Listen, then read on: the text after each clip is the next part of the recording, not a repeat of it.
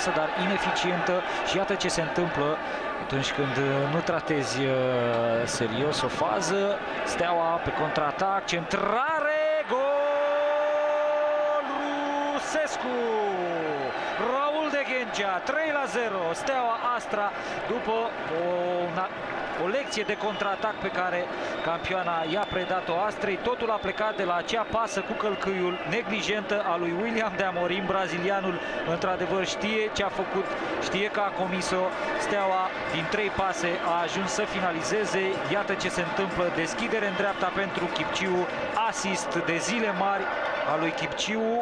Se pune aici problema, sau întrebarea, dacă Rusescu a fost în poziție regulamentară sau nu. Iată, revedem dintr-un alt unghi deschiderea lui Bourceanu pentru Chipciu și Rusescu cu sânge rece îl execută pe Silviu Lung Junior. 3-0. Protasov ar trebui să arunce prosopul. E scorul care